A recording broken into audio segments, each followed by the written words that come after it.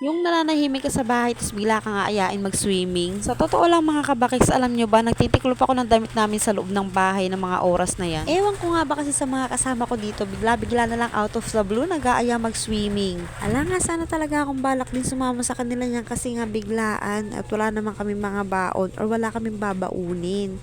Kaya lang dahil sa narinig nga na Kuya Bakokong, ay nako, wala na akong choice. Iiyakan lang naman ako nito pag hindi kami sumama. Kaya ayun, wala na akong nagawa. Nag-prepare na lang ako ng mga dadalahin naming mga damit. Alam niyo ba, sa totoo lang mga kabakiks, anong oras na kami nakaalis niyan? Siguro mga 12 noon na kami umalis sa bahay niyan. Kasi nga biglaan. Yung mga dinala namin pagkain mga kabakiks, basta kung ano lang meron sa amin. Kung ano lang yung pagkain na available sa amin, iyon yung mga pinagdadala lang namin.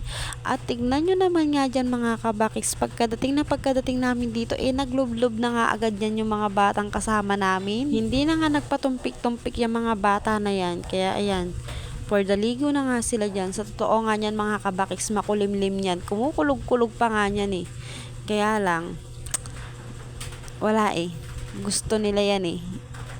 At mukhang masaya naman talaga sila sa nangyari na yan. Kahit biglaan, kahit medyo wala naman talaga kaming baon, for the go lang kami, mapasaya lang yung mga bakekang at bakokong na yan. At kahit nga yan si Bibi Bakekang natin, tingnan nyo naman tuwang-tuwa na agad sa tubig. Ayoko pa nga sana yung basain yung Bibi Bakekang na yan, kaya lang naisip ko tanghali naman at hindi rin naman masyadong malamig, kaya sige lang, go lang. At ito nga pala yung mga baon namin mga kabakik. So, inuumpisahan na ang iluto ni Tita Bunso. Ang mga baon nga lang pala namin dyan, ayan, kikiam, at nanginginain na yan si nanay ko, nagugutom na agad. At ang inuulam niya, yung ampalayang bunga, yung ligaw na ampalaya, ganon sa kabagoong. At ayan lang yung mga baon namin, kikiam, puso ng saging, yung tira naming ulam na tinola, yung baboy na nakita lang namin sa ref. O diba, kung ano-ano lang, basta may mabitbit lang kami at mapasaya lang yung mga kasama namin. At syempre kahit papano, tanggal stress na rin sa amin. At alam nyo ba mga kabakis, kahit kami-kami lang yung magkakasama, as in kami lang, ako, si mami ko, yung mga bata, ayan si Tita Bunso, tapos si Tita Leia, at saka si Tita Excel nila. Kami lang talaga, ano lang yata kami, 5 adults and 6 children. Umi-English pa kasi. Well, 5 bata lang pala mga kasama namin dyan mga kabakiks. At ayun na nga, nabasa na nga si Tita Bunso at pinagtripan niyang batang bakikang na yan. Yung negrang maliit na yan, binuhusan si Tita Bunso niya ng tubig galing sa swimming pool. At sa totoo lang mga kabakiks, kahit ako nadali ng bakikang na maliit na yan. At iyan na nga mga kabakis, tinan nyo naman ang aking mami dyan. Tuwang-tuwa naman dyan sa ginagawa namin. Nagsamji-samjihan nga kami dyan. Yung bit-bit nga kasi namin na karne ng baboy, hiniwa-hiwa na lang namin ng maliliit. Tapos namili lang kami ng halagang 40 pesos na lettuce. Tapos dahil merong paste sila mami o samjang ba, ang tawag doon, yun. Nakapag-samji kami. At baka nga kasi magtaka yung mga kabakiks na hindi kami kompleto, kasi yung isa kong kapatid, nasa Palawan, nag-trip to Palawan. Yayamanin yun charot. At tingnan nyo naman dyan yung nanay ko, sarap na sarap sa samji niya. Napakasimple ng kaligayahan ng nanay ko sa buhay. Makapag-samji lang siya, ay naku, napakasaya na ng buhay niya. At alam nyo ba mga kabakis, kahit kami-kami nga lang ang magkakasama dyan, ay aba naman, napakasaya namin. Malayong malayo sa mga marites sa buhay namin. Charot. Pero totoo mga kabakits, kahit kami lang ang magkakasama dyan, aba wala kaming ginawa kundi magkulitan. Hindi ko na nga lang nakuha na video yung iba kasi nga medyo busy din ako kay Baby Bakekang at tinitingnan ko diskiyaba ko kung dahil apakalikot, nakakatakot, baka madulas-dulas baga. Ay nako, mapapagalitan ako na kanyang ama. Baka maitakwil ako ng wala sa oras. Char! At yan, tingnan nyo mga kabakiks, pag masdan nyo ang negrang bakekang mantitrip na naman, oo. Wala, binuhusan ng tubig ang kanyang Tito Excel. Sa totoo lang, muntik din siya mapagalitan ng nanay niya dyan. Ang sabi lang namin, wag OA, aba.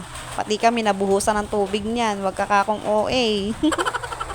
At ayun, wala siya nagawa. Ala silang nagawa, kundi nagulantang lang sila sa pinagagawa ng kanilang negrang maliit. At ayun, after ko nga mabusog, nakilublob na nga din ako dito sa swimming pool dahil gusto ko na din maligo. Aba, hindi pwedeng, hindi ako maliligo. Nag-entrance ako dito Kaya ayun, nag-enjoy-enjoy na rin kami sa tubig ng tampisaw, nakitalon-talon, nakibata. At syempre, ano pa nga bang gagawin dito kundi makiligo at magtampisaw sa tubig at enjoy ng moment. Dahil minsan nga lang kami nakakapag-swimming ng ganito. At kahit hindi man kami kompleto sa mga oras na yan, kahit papano, naging masaya naman kami. Lalong-lalo yung mga junakis namin, yung mga chikiting na bitbit namin. Sila naman talaga lagi dapat ang bida sa kwento. At sila naman talaga dapat yung una natin mga pinapasaya bago ang ating mga sarili. Kasi sa totoo lang, sa murang edad ng mga bata, napakasimple ng kaligayahan. Yung simpleng ganyan lang, paligo-ligo lang, swimming-swimming lang. Ay sure ako, napakasasaya na ng mga yan. Kaya tayo, sabayan na lang natin yung kaligayahan nila. Enjoy na lang din natin yung moment na habang bata sila napapasaya natin sila. At ayun, kanya-kanya na nga kaming talon at ligo dyan mga kabakis. Alam nyo ba, kami-kami lang yun nandyan. Konti lang yung mga kasama naming ibang tao na naliligo dyan sa pool na yan. Akala mo tuloy, inarkila namin yung buong resort na yan. Pero okay naman, naging masaya naman kami mga kabakis. At yan nga, after nga namin maligo-ligo at magtampisaw-tampisaw sa swimming pool, nagpunta nga kami dito sa may parang yung maliit na simbahan. Ano bang tawag dun mga kabakis? Comment down below. Basta yun na yun mga kabakiks, nakalimutan ko din kasi. Pero yun na nga mga kabakiks, nandyan nga kami. Tingnan nyo naman yung pinagagawa ko, binibidyo-bidyohan ko sila dyan. Natuwa lang akong bidyo-bidyohan ba yung mga kapatid ko. Kaya lang alam mo kung anong kinaiinis ko mga kabakiks. Yung ako, panay ako video sa kanila, tapos hindi nila ako makuha naman videohan. Napaka-OA, nabidyohan ka din. Huwag ka maarte.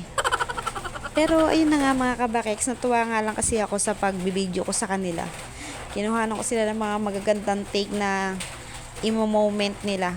At pero, nabidyohan din naman nila ako. Ayan, pak, pak, pak. Ay, kala mo sexy. Oh, pak, sino ka dyan, te? Huwag ka na mag-inarte. Malalaki na yung braso mo. Huwag ka ma-arte. Pero alam nyo ba mga kabakis, hindi rin naman ako sanay ng binibidyo-bidyohan ako. Kaya tingnan mo kung ano na lang pinagagawa ko. At yun na nga mga kabakiks, hanggang dito na nga lang yung aking video. Salamat ulit sa inyong panonood mga kabakiks. Bye-bye!